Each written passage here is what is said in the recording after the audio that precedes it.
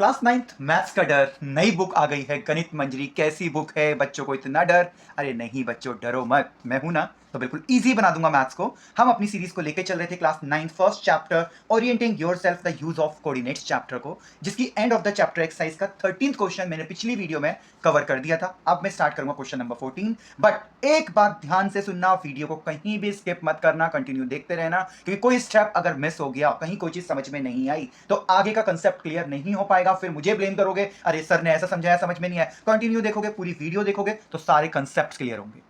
क्या है question number 14? A city has two main road which cross each other at the centre of the city. Mean उस city में दो main road हैं और दोनों मेन रोड सेंटर पे एक दूसरे को क्रॉस कर रही। किसके सेंटर पर? सिटी के सेंटर पर। These two roads are along the north south, that is NS direction, and east west, that is EW direction. वो दोनों रोड किस डायरेक्शन चल रही है? एक चल रही है नॉर्थ साउथ की डायरेक्शन में, तो दूसरी चल रही है ईस्ट वेस्ट की डायरेक्शन में। All the other streets of the city run parallel to these roads. अब जो बाकी के स्ट्रीट्स हैं उस सिटी में, ऑब्वियस है स्ट्रीट्स होंगे ही होंगे, तो वो स्ट्रीट्स इन दोनों रोड्स के पैरेलल चल रहे हैं। And are up 200 metre apart, और एक दूसरे से हर स्ट्रीट 200 मीटर की डिस्टेंस पर है। There are 10 streets in each direction, so हर डायरेक्शन में 10 स्ट्रीट्स हैं, टोटल स्ट्रीट्स हो गए 20।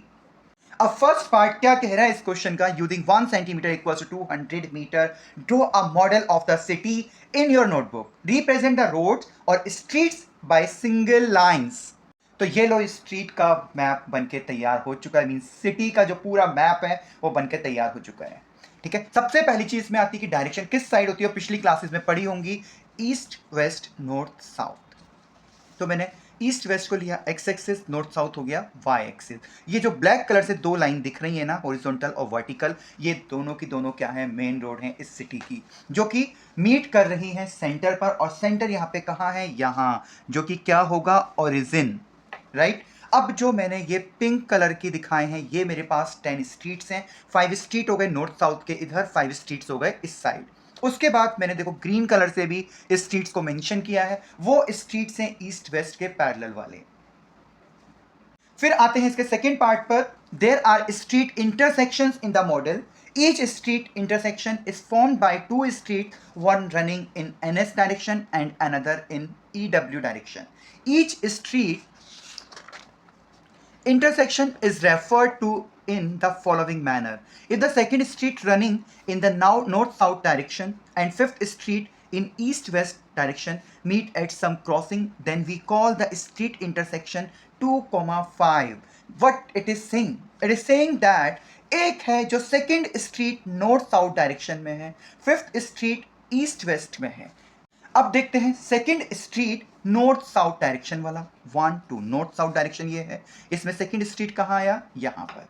ठीक, उसके बाद उसने बोला है fifth street east west direction में, ईस्ट वेस्ट डायरेक्शन ये है, 1 2 3 4 5। तो ये दोनों के दोनों कहाँ पर इंटरसेक्ट कर रहे हैं? इस पॉइंट पर। ठीक, उसने बोला है कि इनका जो इंटरसेक्शन है दैट विल बी व्हाट? 2,5। तो देखो बच्चों 2,5 आ गया ना, 2 5। आगे क्या कह रहा है ये? यूजिंग दिस कन्वेंशन, जो प्लॉटिंग वाला कंसेप्ट है, find how many street intersections can be refer to as 4,3। Mean 4,3 पर देखो कितने स्ट्रीट आएंगे, जल्दी से आ जाओ। 4,3 पर 4 एंड देन 3 दिस, तो यहां पर आया ये। ठीक है, 4,3 कितने स्ट्रीट यहां पर मिल रहे हैं? कितने स्ट्रीट बन रहे हैं? How many street intersection are there? Tell quickly what it will be. 4,3 पर तो एक ही इंटरसेक्शन है, तो हम क्या लिखेंगे? 4,3 is unique, so only one street intersection. I hope बच्चों ये चीज क्लियर हो गई है। तो इतना ही इनफ नहीं है, इसमें है बी पार्ट। वो क्या कह रहा है? How many street intersection can be referred to as 3,4। Same है, वहां 4,3 था, यहां पर 3,4 आ। तो अब देखते हैं 3,4 कहां पर आ रहा है? 3 एक्स एक्सिस से, 4 वाई एक्सिस से, तो ये पॉइंट है 3,4। यहां पे कितने स्ट्रीट इंटरसेक्शन आ रहे हैं? ओनली 1। ओके, तो क्या लिखेंगे हम language? 3,4 is unique, so only 1 street intersection. I hope ये भी आप सबको समझ आ गया होगा। अगर प्लीज़ मेरी वीडियो से सब सारे कंसेप्ट क्लियर हो रहे हैं ना, तो एक सब्सक्राइब करने में, एक लाइक करने में बच्चों कुछ नहीं जा रहा, तो प्लीज़ जल्दी से सब्सक्राइब और लाइक जरूर करते रहो। इसमें एक चीज़ और है, जब भी ग्राफ बनाते हैं तो वहाँ पर स्केल जरूर मेंशन करना होता है। मैंने किया है यहाँ पर एक्स एक्सिस पर स्केल क्या है, वन ब्लॉक को हम या तो 1 यूनिट बोल सकते हैं या 1 सेंटीमीटर बोल सकते हैं। तो मैंने यहाँ पर लिख दिया 1 unit oblique 1 centimetre equals to 200 metre, क्योंकि क्वेश्चन में दिया हुआ था जो इनके बीच का गैप है वो 200 मीटर है। Same on Y axis 1 unit और 1 सेंटीमीटर इक्वल्स टू 200 मीटर। ये मिस्टेक मत करना। ग्राफ वाले क्वेश्चन में एक्सिस लिखना, स्केल लिखना, ओरिजिन मेंशन करना मत भूलना, वरना इसके भी मार्क्स कट हो जाते हैं। अब जल्दी से देखते हैं 15th क्वेश्चन में क्या कह रहा है। A computer graphics program displays images on a rectangular screen whose coordinate system has the origin at the bottom left corner. The screen is 800 pixels wide and 600 pixels high. तो मैंने यहां पर क्या लिया है, बॉटम लेफ्ट में origin ले लिया है, 800 पिक्सल्स वाइड एंड हाइट ली है मैंने 600 पिक्सल। मैंने यहां पर ये रेक्टेंगुलर बॉक्स बना दिया है। उसके आगे क्या कहा है, a circular icon of radius 80 pixels is drawn with its center at the point A, that is 100, 150। तो मैंने यहां पर मार्क कर दिया है एक पॉइंट जो कि आ रहा है 100, 150 पर। अब यहां पर हम 80 पिक्सल्स का एक सर्कल ड्रॉ करते हैं। अब कंफ्यूजन क्या हुआ, 80 पिक्सल का सर्कल वो कैसे ड्रॉ करेंगे हम, कोई बात नहीं है। 80 पिक्सल्स का मतलब 8 स्मॉल ब्लॉक्स। पॉइंट पे यहां पर हमने कंपास की टिप रखी, उसमें पेंसिल लगाई और मैंने छोटे छोटे 8 ब्लॉक्स यहां पर काउंट कर लिए। 8 ब्लॉक्स काउंट करने के बाद मैं वहां पे एक सर्कल रिप्रेजेंट ड्रॉ कर दूंगा। ये देखो बेटा, मैंने 80 पिक्सल्स का एक सर्कल ड्रॉ कर दिया है, जिसे मैंने कलर कर दिया है स्काई ब्लू कलर से। आगे उसने क्या बोला है, another circular icon of radius 100 pixels drawn with its centre at the point B 250, 230।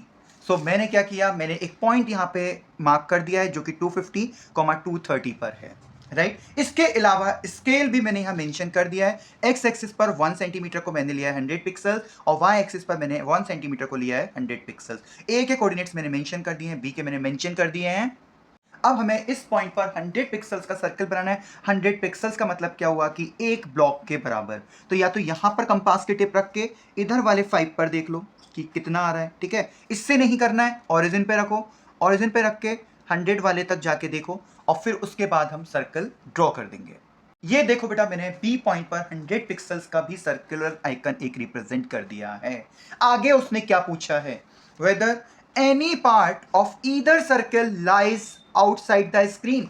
क्या कोई भी पार्ट किसी भी एक सर्कल का सर इस रेक्टेंगुलर स्क्रीन के बाहर आ रहा है या नहीं आ रहा है। सो मैंने यहां पर लिख दिया है no any part of either circle does not lie outside the screen, क्योंकि देखो कोई सा भी कहीं से भी ये सर्कल स्क्रीन के बाहर नहीं आ रहा है। अब इसके बी पार्ट में क्या पूछा है उसने, whether the two circles intersect each other. तो अगर मैं देखूं यहां पर ग्राफ में, तो देखो दोनों सर्कल इंटरसेक्ट कर रहे हैं, यहां पर दिख रहा है ना ये इंटरसेक्ट करते हुए। तो हम क्या लिखेंगे कि yes to circles intersect each other. तो यहां मैंने मेंशन कर दिया yes to circles intersect each other. देखते हैं अब 16th क्वेश्चन, और जो कि मोस्ट इंपोर्टेंट क्वेश्चन है बेटा। इस क्वेश्चन को कर लोगे, मैंने जैसे बोला था कि 13th क्वेश्चन 5 मार्क्स पक्के करा देगा, वैसे ही 16th क्वेश्चन भी है जो तुम्हारे 5 मार्क्स की गारंटी लेके चल रहा है। 99.99% चांसेस हैं कि ये क्वेश्चन तुम लोगों को एग्जाम में दिख जाए, ठीक है। तो क्वेश्चन क्या है, plot the points A that is 2,1, B that is -1,2, C -2, -1 and D 1, -2 in the coordinate plane. सबसे पहले मुझे ये चारों पॉइंट्स को कोऑर्डिनेट प्लेन में प्लॉट करना है। उसके बाद उसने क्या कहा है, इस एबीसीडी आर स्क्वायर। चलिए देखते हैं वो एबीसीडी स्क्वायर होगा या नहीं होगा। Can you explain why. After that what is the area of this square. तो सबसे पहला तो मैंने कर दिया यहाँ पे चारों पॉइंट्स को प्लॉट कोऑर्डिनेट प्लेन में, ए बी सी डी। अब क्या करना है, अब मुझे यहां पर देखना है कि क्या ये स्क्वायर है या नहीं है। अगर तुम लोग सोच रहे हो कि नहीं हम यहां से चेक करके बता देंगे कि ये स्क्वायर है या नहीं, it mean you are wrong. कैसे चेक करेंगे, फिर हम यूज करेंगे यहां पर डिस्टेंस फॉर्मूला। तो यहां मैंने लिख दिया है by using distance formula, A B equals to x2 - x1 whole square plus y2 - y1 whole square. मैं क्या करूंगा, सबसे पहले ना मैं चारों साइड्स इसकी चेक करूंगा। डिस्टेंस फॉर्मूला से मैं इसकी ऑल दी 4 साइड्स फाइंड करूंगा। अगर वो चारों साइड्स इक्वल आएंगी तो ये नहीं है कि ये स्क्वायर हो जाएगा। यू नो दैट कि अगर चारों साइड इक्वल होती है तो वो रोम्बस भी बन जाता है। अब डिफरेंस क्या है रोम्बस और स्क्वायर में? रोम्बस में डायगोनल इक्वल नहीं आते हैं, जबकि स्क्वायर में डायगोनल इक्वल होते हैं। तो पहले मैं फाइंड करूंगा इसकी चारों साइड डिस्टेंस फार्मूला से। अगर चारों साइड इक्वल आएंगी तो फिर मैं इसके दोनों डायगोनल्स फाइंड करूंगा। अगर वो दोनों डायगोनल्स आपस में इक्वल आते हैं, डोंट थिंक कि वो दोनों डायगोनल साइड के इक्वल होंगे, नहीं भाई, ऐसा पॉसिबल नहीं है। ठीक है, तो दो चारों साइड आपस में इक्वल होंगे, दोनों डायगोनल आपस में इक्वल होंगे, तब जाके ये बनेगा स्क्वायर। तो इतना इजी नहीं है इसे स्क्वायर प्रूफ करना। फाइंड करते हैं चलो फिर। तो ए बी, ए के coordinates will take as x1 y1, B के will take as x2 y2, x1 2 and x2 -1, तो -1, then minus x1 is 2 whole square plus y2 is 2 minus y1 is 1 its whole square। अब इसे solve करते हैं। -1 - 2 is -3 square plus 2 - 1 is 1 square. अब इसे solve करो। -3 square is 9 plus 1 square is 1, that is √10 units. Okay, अब हम find करते हैं बेटा BC। तो BC equals to x2 - x1 whole square plus y2 - y1 whole square. बार बार यही फॉर्मूला लगेगा। तो B के कोऑर्डिनेट्स हो गए यहाँ पर x1 y1 और B और C के हो गए -2, -1, that is x2 y2।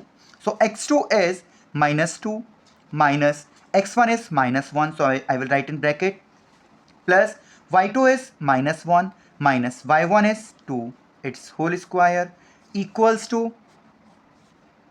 -2 minus plus 1 whole square, फिर plus -1 - 2 is -3 square, and then -2 plus 1 is -1 square, -3 square is 9, and -1 square is 1 plus 9, that is √10 units। चलो भाई, सेकेंड साइड भी equal ही आई है फर्स्ट वाले के। Will check third one now. तो थर्ड साइड SCD हमें फाइंड करनी है। C के कोऑर्डिनेट्स हो गए x1 y1, D के हो गए x2 y2। पुट कर दो वैल्यू यहाँ फॉर्मूला लिख के। x2 is 1 minus x1 is -2 it's whole square plus y2 is -2 and y1 is -1 its whole square, then root 1 minus plus 2 whole square plus -2 minus plus 1 whole square, then 1 plus 2 is 3 square, after that -2 plus 1 is -1, so -1 square, 3 square is 9 plus -1 square is 1 और 9 plus 1 होता है 10। सो ये भी आ गई √10 units. अब चलते हैं fourth side की तरफ। तो fourth side is DA। D के कोऑर्डिनेट्स हो जाएंगे x1 y1, A के हो जाएंगे x2 y2। तो x2 is 2 and x1 is 1, तो 2 - 1 whole square plus y2 is 1 minus y1 is -2, bracket में लिखेंगे -2। Now solve. 2 - 1 is 1, it will be 1 square plus 1 minus plus 2 whole square, 1 square is 1 plus 1 plus 2 is 3 square and 3 square is 9, so 1 plus 9 is √10। Fourth side भी वही आई है। इसका मतलब क्या हुआ कि चारों साइड्स तो इक्वल हैं। अब हम आते हैं बेटा डायगोनल की तरफ। तो यहाँ पे डायगोनल क्या है? डायगोनल है मेरे पास, एक है AC, ओके, और दूसरा डायगोनल मेरे पास क्या है? BD। डायगोनल का कंसेप्ट तो पता होगा ना, क्या होता है? डायगोनल होता है किसी भी वर्टेक्स के एडजेसेंट वर्टिसेस को छोड़ के जो वर्टेक्स बचा उसके साथ हम जब ज्वाइन करते हैं तब एक डायगोनल बनता है। तो अब हम फाइंड करेंगे AC एंड BD की वैल्यू। अब देखते हैं AC। A के कोऑर्डिनेट्स हो गए x1 y1 और C के हो गए x2 y2। तो यहाँ पर x2 है हमारे पास -2 और x1 है 2, सो -2 प्लस y2 है -1 एंड y1 है 1। इसको सॉल्व करेंगे। -2 - 2 हो गया -4 होल स्क्वायर प्लस -1 - 1 हो गया -2 whole square and -4 square is 16 plus -2 square is 4, 16 plus 4 is √20 units. अब हम फाइंड करेंगे BD। अब BD के केस में B के कोऑर्डिनेट्स हो जाएंगे x1 y1 और D के हो जाएंगे x2 y2। तो मेरे पास x2 है 1 और x1 है -1, तो I will write this in bracket. फिर y2 है मेरे पास -2 और y1 है 2, तो -2 होल स्क्वायर। अब इसको सॉल्व करते हैं तो यह आ गया 1 minus plus 1 whole square and -2 - 2 is -4 whole square, 1 + 1 2 square plus minus 4 square is 16. So 2 square is 4 plus 16, that is what? 20. So root 20 units. अब मैं यहाँ पे क्या देख रहा हूँ बेटा? आप लोग भी देख रहे हो कि चारों साइड्स इक्वल हैं और डायगोनल आपस में इक्वल हैं. तो ये क्या रिप्रेजेंट करता है कि ये एक स्क्वायर होगा. अब देखो मैथ्स है, मैं नहीं कहता कि लैंग्वेज फॉर्म पे लिखो. अगर लिखना चाहो तो लिख दो लैंग्वेज फॉर्म पे. क्या लिखोगे? Since all the four sides of this quadrilateral are equal and both the diagonals are also equal, therefore it is a square. But मैं वैसे नहीं लिख रहा हूं. मैं क्या लिख रहा हूं? Since AB equals to BC equals to CD equals to DA, चारों साइड्स मैंने इक्वल दिखा दी मैथमेटिकली. एंड डायगोनल्स क्या हैं? AC equals to BD. दिखा दी डायगोनल्स इक्वल. फिर हम लिखेंगे therefore ABCD is a square. I hope यहां तक किसी को भी कोई डाउट नहीं होगा. कंसेप्ट अच्छे से क्लियर हो गया होगा. फिर भी नहीं हुआ हो तो कमेंट सेक्शन में जरूर बताएं. उसके आगे भी इसने पूछा है, रुको अभी क्वेश्चन ओवर नहीं हुआ है. उसने बोला है what is the area of this square. तो हम क्या फाइंड करेंगे अब? Area of square ABCD. जल्दी से बताओ, एरिया ऑफ स्क्वायर का फॉर्मूला क्या होता है? एरिया ऑफ स्क्वायर का फॉर्मूला होता है साइड स्क्वायर. अब यहां पे साइड क्या है? कोई सी भी एक साइड ले लो. मैं यहां पे ले रहा हूं AB स्क्वायर. और AB कितना है? √10. तो √10 का स्क्वायर कितना होगा? डोंट से 100 होगा, गलत है वो. किसी भी रूट का स्क्वायर निकालते हैं तो क्या होता है? रूट हट जाता है. तो आंसर आएगा 10. अब ये मत कहना सर यूनिट्स, क्योंकि हम फाइंड कर रहे हैं एरिया और एरिया की यूनिट्स होती है स्क्वायर यूनिट. तो यहां पर हम मेंशन करेंगे स्क्वायर यूनिट. अब बेटा एक चीज का ध्यान रखना कि you are in class 9th और 9th ऑनवर्ड्स एक एक चीज के मार्क्स कट होते हैं. जरा सी मिस्टेक का भी मार्क्स कट हो जाता है. अगर यूनिट लिखना भूल गए या गलत यूनिट लिख दी तो उसका भी मार्क्स कट हो जाएगा. ये चीज ध्यान रखना. तो चलिए फिर मेरा ये चैप्टर भी कंप्लीट हुआ, एक्सरसाइज भी कंप्लीट हुई. तो मैं इस वीडियो को यहीं बाइंड अप करता हूं. और अगर मेरी वीडियो से कंसेप्ट क्लियर हुए हो तो please it's my humble request कि एक लाइक और एक सब्सक्राइब जरूर बनता है. You know that I am new in this YouTube, so please subscribe me, like my videos, share my videos with your friends. मिलते हैं फिर नेक्स्ट वीडियो में. तब तक के लिए बाय.